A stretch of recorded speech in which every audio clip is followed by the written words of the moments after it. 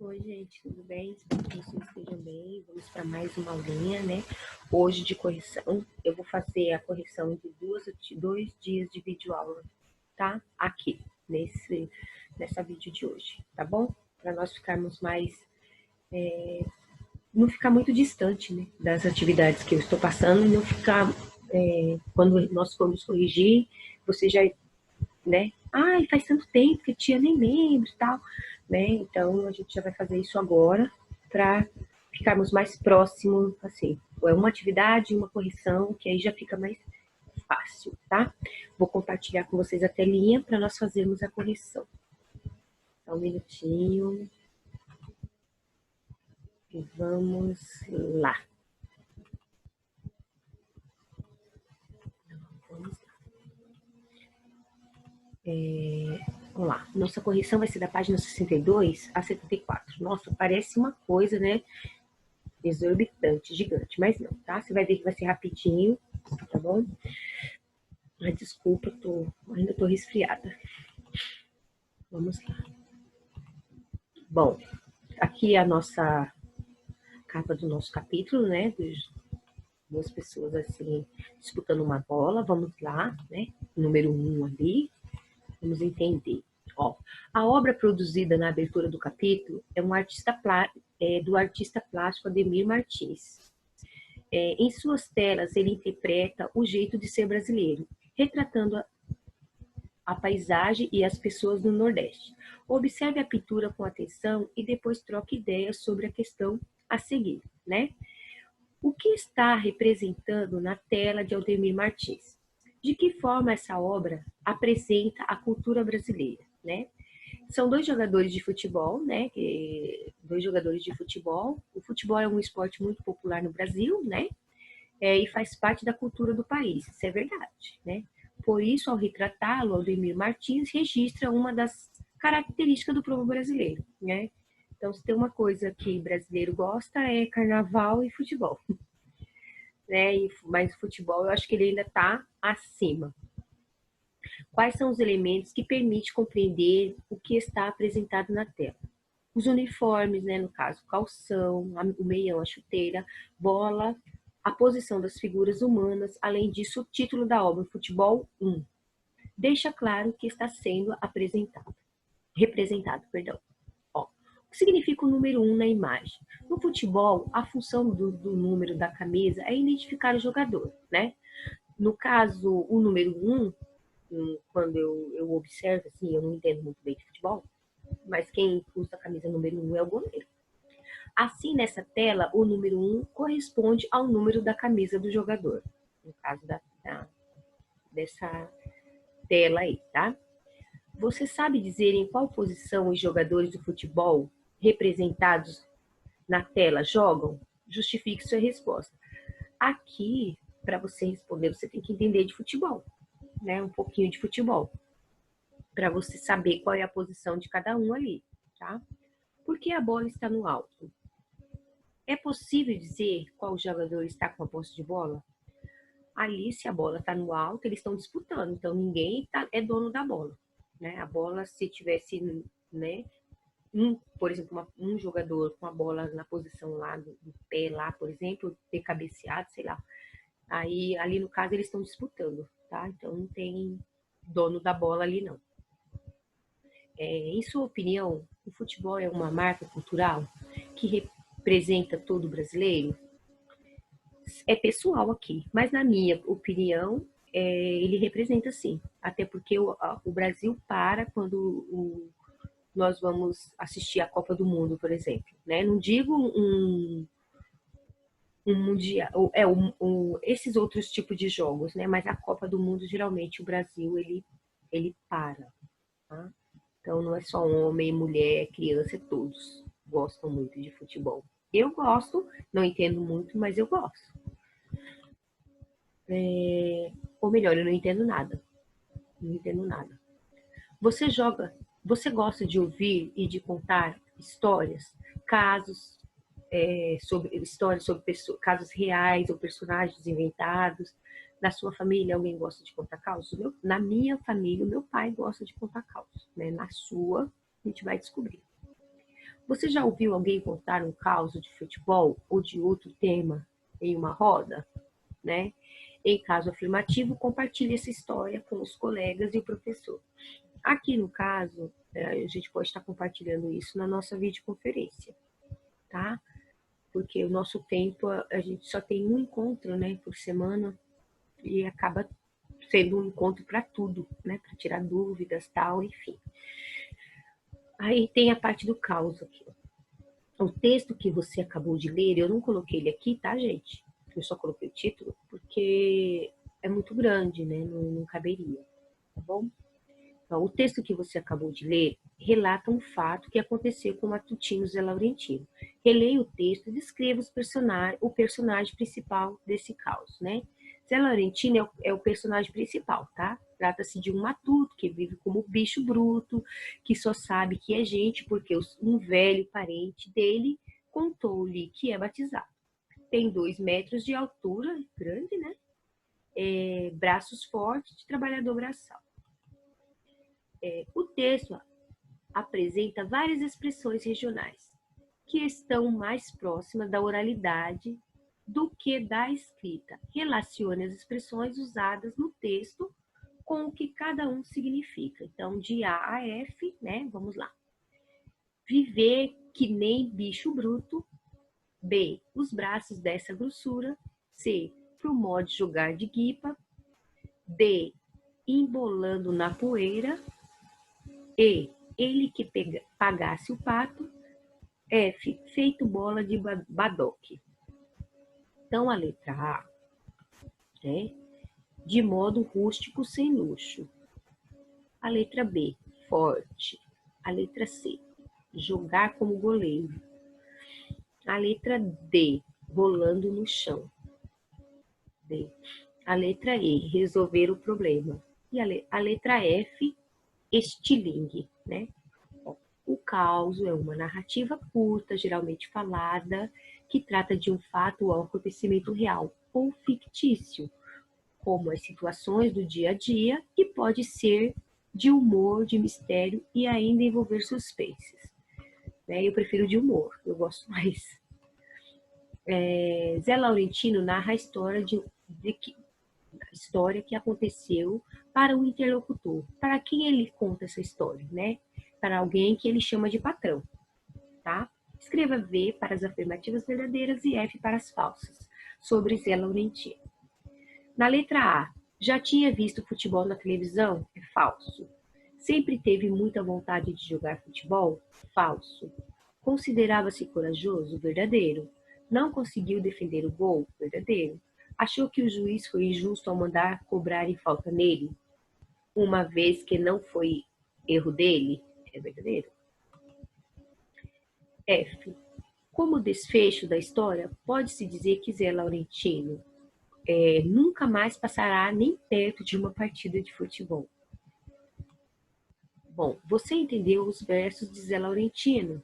Reescreva-os à norma padrão, tá? E esse tal de cinema? E esse tal de cinema? Correto, né? Não que o dele não esteja correto. Dentro da simplicidade dele, ele passa a mensagem, tá? A gente consegue entender. Mas a norma padrão, ela tem que ser respeitada, né? Se for para escrever, nós temos que escrever de forma, né, correta, tá? Que não sei nem como é no caso. Eu não sei como é. Se o homem, se é mulher. Se é homem, se é mulher. Se é homem, se é mulher. Se vem de lua ou de sol. Se vem da lua ou do sol. Um teatro eu nunca vi. Um teatro eu nunca vi. E também nunca assisti. Um jogo de futebol. Um jogo de futebol. Bom, aí aqui os verbos irregulares, como nós já tínhamos visto, né? Tem as atividades aqui também. E a questão dos verbos, como eu havia dito para vocês, é muito treino, tá? Tem que treinar bastante, né? Claro, se for para você conjugar né, a última pessoa do discurso, assim, do jeito que o verbo ele apresenta pra gente, ali você vai treinando, treinando, treinando. No contexto das orações, fica até mais fácil para vocês introduzir o verbo, tá? Então, ó, complete os espaços com o pretérito perfeito, o verbo por, né? Então, aí tem as lacunas aí, o espaço, vamos lá, vamos completar. Eu, né, pus a matéria em dia, mas ele não pôs. Nós pusemos a matéria em dia, mas eles não puseram. Tu puseste a matéria em dia? Complete os espaços com o pretérito imperfeito do verbo pôr. Eu punha a bola no gol, mas ele não punha.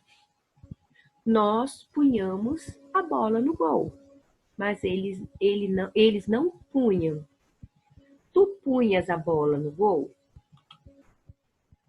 Complete os espaços com o presente do futuro, do presente do indicativo do verbo pôr.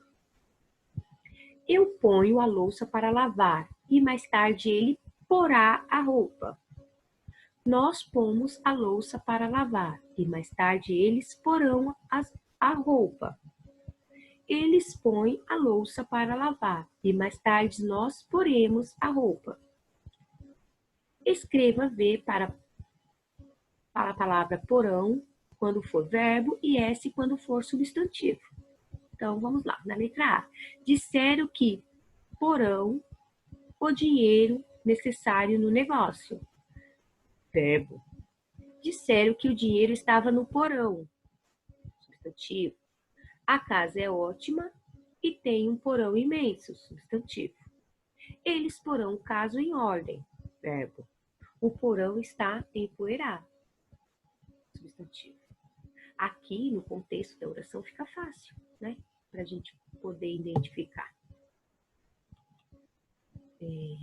Complete os espaços com as formas verbais adequadas do verbo pôr. Lembrando que o verbo pôr ele tem acento, tá, gente? Preposição, não. Quando tu puseres a ordem em tua vida, espero que ele também ponha. Desculpa. Quando nós pusermos a ordem em nossas vidas, espero que ele também ponha. Quando eu puser ordem em minha vida, espero que eles também ponham. Quando eles puserem ordem em suas vidas, espero que tu também ponhas. Quando ele puser ordem em sua vida, espero que nós também ponhamos. Complete os espaços com a forma nominal adequada do verbo pôr. Não posso ir agora, porque estou pondo o quarto em ordem. Eu vou pôr ordem neste lugar agora mesmo.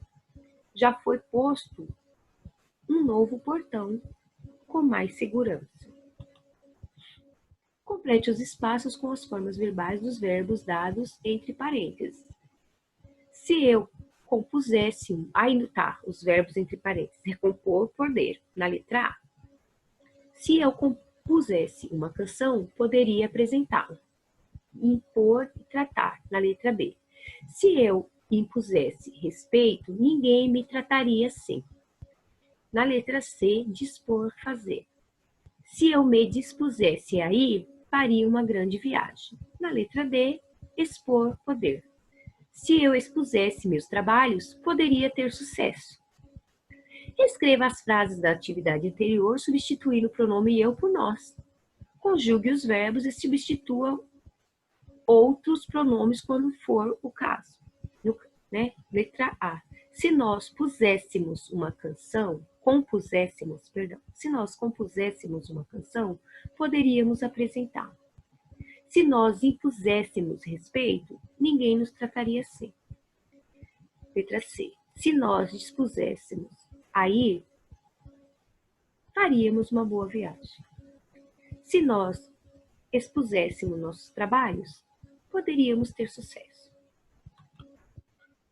Aceito o diferencial, verbo pôr e a preposição, que nós também já vimos, mas eu vou fazer a leitura aqui para você, tá?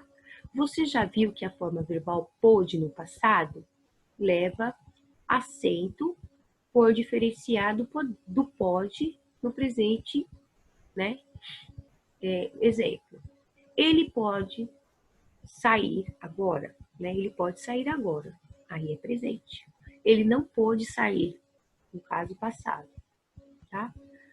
Com o verbo por e a preposição por, acontece a mesma coisa. O acento gráfico tem a função de diferenciar estas duas classes de palavras. Então, quando não tem o acento, quando você vai ler algo que não tem acento, você logo percebe se é preposição. Se alguém colocou ali como um verbo e não usou a preposição, no caso o acento, vai estar errado. Então, a preposição não tem acento e o verbo tem acento, o verbo por, tá? Então, tem que tomar muito cuidado quando você for escrever, que for utilizar o verbo por. Tá? Se você não colocar, você, né, vai acabar não passando aí o que você quer, né? No caso, o que você quer expressar não vai estar de acordo com o seu pensamento. Você vai escrever de uma forma e, né, vai estar faltando. Vou pôr, o livro sobre a mesa. Perceba que nessa frase o verbo pôr pode ser substituído por verbo colocar. Vou colocar o livro sobre a mesa. Agora observe esse exemplo. Vou por este caminho. Vou por este caminho, preposição.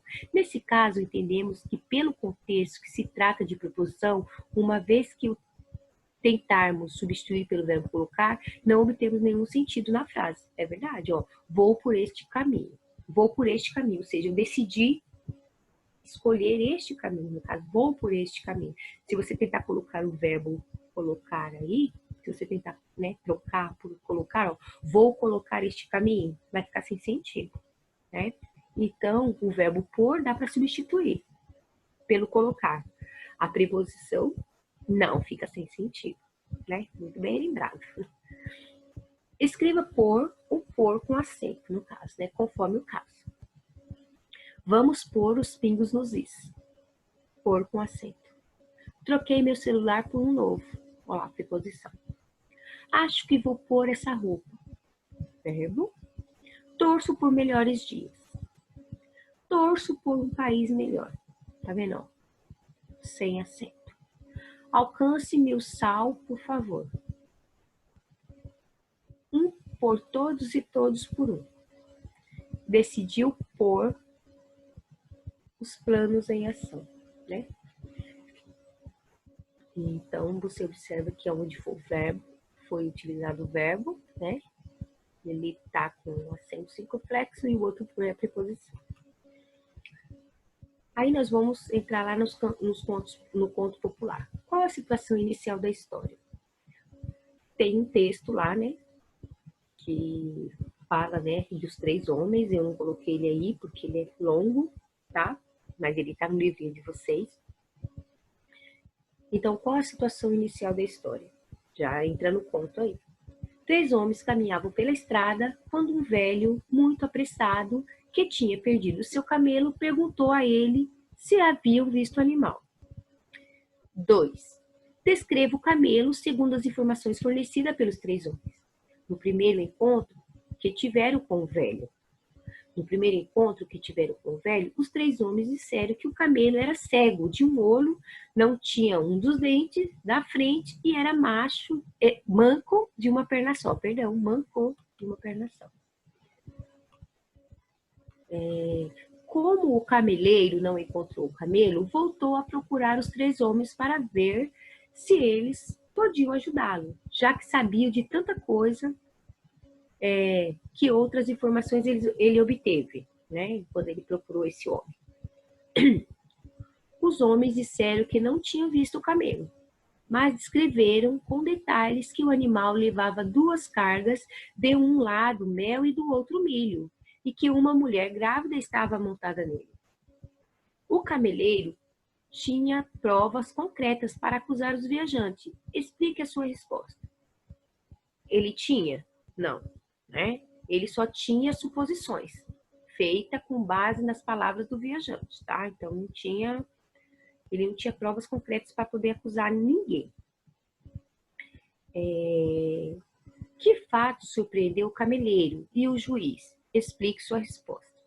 O cameleiro encontrou a mulher e ela explicou o que tinha acontecido. O juiz ficou intrigado com o fato de os viajantes saberem tanto sobre o camelo, mesmo sem tê-lo visto. Leia o quadro da página a seguir e responda a esta questão, tá? Em que pessoa o texto é narrado? Então, no caso, o narrador foi narrado na segunda pessoa e o narrador ele é observador, tá? Aí tá dizendo lá para você voltar no texto, que eu também não coloquei aí, né? No caso, que é os 3 homens atentos, lá na página 70, página 72, né? No caso. Tem o texto, então ele pede para você sublinhar os trechos em que o narrador ele relata, né? Então, ó, o primeiro parágrafo, três homens caminhavam juntos, né? Aí, reticências. O primeiro homem respondeu-lhe, então aqui eu só vou iniciar a leitura onde o narrador fala, tá? Os 3 homens, então, aconselharam, no final do dia, já quase sem forças, o cameleiro foi embora, e se estão escondendo é porque foram eles que roubaram. Correu até o juiz. Algum tempo depois, o cameleiro retornou à corte. O juiz mandou chamar os 3 viajantes. O primeiro seguiu falando. O juiz ficou impressionado. Naquela noite, o velho, antes de dormir, quanto aos 3 homens, até hoje viajam pelos caminhos. Então, esses aqui são essas partes que eu li, são trechinhos onde fala, tá? Eu não li todo o parágrafo, eu li o início, onde o narrador ele relata, né? No caso, a fala do narrador, tá bom? Em algum momento, o narrador faz uma descrição do camelo. Ele faz alguma descrição do camelo? Por que o autor teria optado por isso? Apresente uma hipótese. No caso, ali, o narrador ele não faz nenhuma descrição. Quem faz essa descrição são os próprios personagens, tá? Então, se ele é um narrador observador, ele não opina na história, não é verdade? Ele só está observando. Ele está narrando, na verdade, né? Mas não está participando da história. Transforma os discursos direto em discurso indireto. Faça como exemplo empregando as adequações necessárias. Então, eu vou subir aqui novamente. Vamos lá.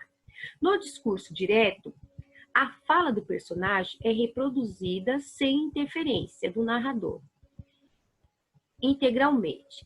E da mesma maneira como o personagem falou. Então, assim, do jeito que o personagem falou, ele apresenta lá, tá? Ó, no discurso direto.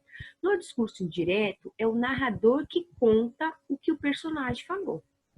Discurso direto. Aí tem aqui o exemplo. Bem, disse o primeiro homem, nós vimos suas pegadas no caminho. Esse é o discurso direto. Você vê que ele está falando.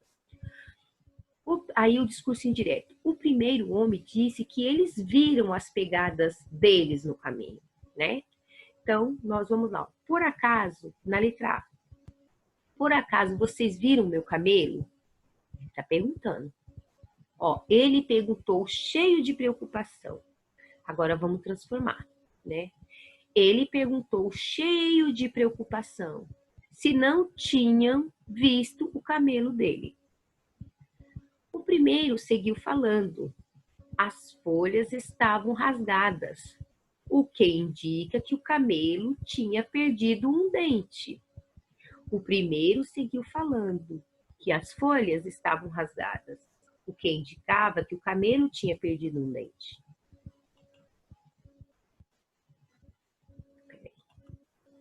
Bom, o juiz mandou chamar os 3 viajantes. Se você nem sequer tinha visto o camelo, como podia saber tantas essas coisas sobre ele? Perguntou cheio de curiosidade. O juiz perguntou aos 3 viajantes, cheio de curiosidade, como eles podiam saber tantas coisas sobre o camelo, se ele sequer o tinha visto. O juiz ficou impressionado. Mas por que não se defenderam, se não tinha culpa de nada? O juiz ficou impressionado e perguntou por que eles não se defenderam, se não tinham culpa de nada. Alguns discursos no texto, os 3 homens atentos, estão sinalizados com aspas. Agora faça a intervenção da atividade anterior, transforme esse trecho em discurso direto com as adequações necessárias. Né? Então, você faz alguma adequação, porém, pode sair do contexto. Né? Vou voltar correndo para falar mais uma vez com aqueles viajantes. Ele disse para si mesmo. Então, ó, ele disse para si mesmo, vou voltar correndo para falar com mais uma vez com aqueles viajantes. O cameleiro foi embora desapontado, mas no caminho começou a juntar os fatos. Se eles sabem de tudo isso, é claro que estão escondendo de mim alguma coisa importante. No caminho, o cameleiro começou a juntar os fatos. Se eles sabem de tudo isso, é claro que estão escondendo de mim alguma coisa importante.